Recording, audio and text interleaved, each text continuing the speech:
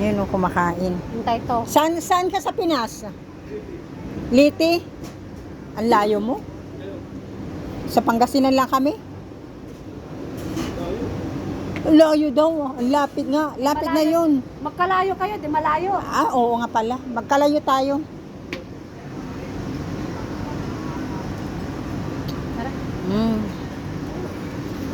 Pag nakikita na namin busog ka, busog na din kami. Sarap naman ang kain ni Kuya, oh. Ano yan, magdadali? Ano yan, Kuya? Yan ang buhay ng OFW. Akala nyo, madali lang mag-OFW, oh.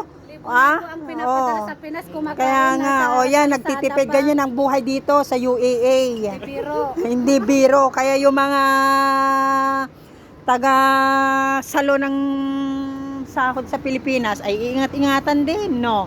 Kuya, tama ba? Tama? Tama. Oo, sabi ko na nga eh.